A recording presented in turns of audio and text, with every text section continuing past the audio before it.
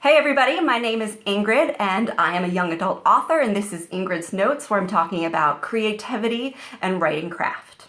And today I want to talk about your day job and how your day job can actually be a really wonderful and fabulous thing for your creative writing.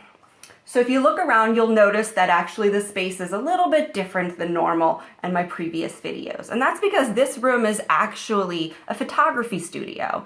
And my day job is I work with my husband in his wedding photography business. I do marketing, I do all of our graphic design work and album work. I meet with clients, I do administrative work, and sometimes I actually get to go on a shoot and be a second photographer, which is creative and awesome. But my point is, I actually spend a significant amount of every day working for someone else in another business. I have a day job. And newsflash, actually a ton of published writers also have day jobs. And this can be a great thing. Because very often our association with our day job as a creative person is that it's kind of this awful, crappy thing that we have to do. But someday, eventually, my creative life, my writing is going to pay for my life.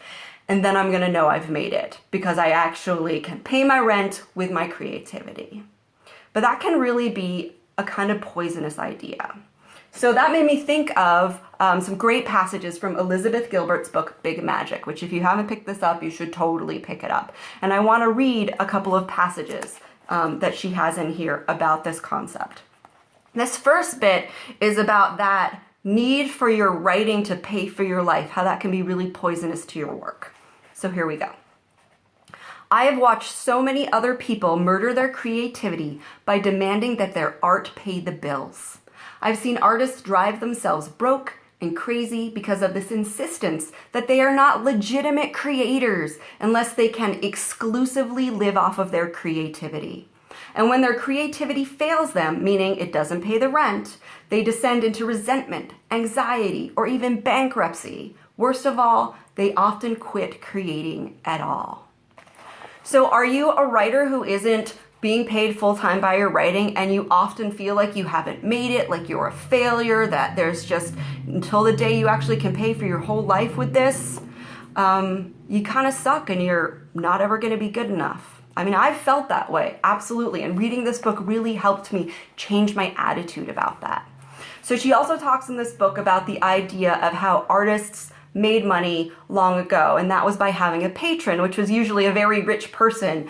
In fact, oftentimes kings, super rich people, right, who would pay for the life of an artist so they had just all the time they wanted to create.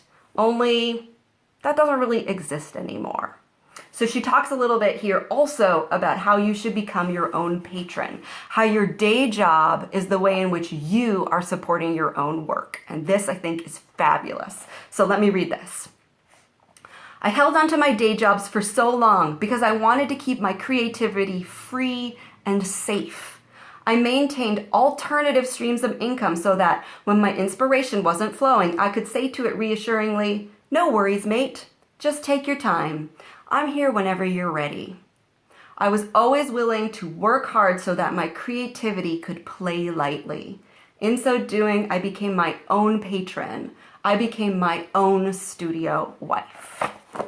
I love this. I love the idea of thinking of your day job not as some humdrum, crappy waste of your time, but actually the way in which you are supporting your creative life, the way in which you're giving your writing the space to not have you give it that pressure of, are you going to help pay my rent? Could I finish this? Like that anxiety that we feel, again, about the future, about something we have to deal with far away. We can remove that, give that some space by respecting your day job, by understanding it is part of your creative life and it feeds and pays for your creative life. That is awesome.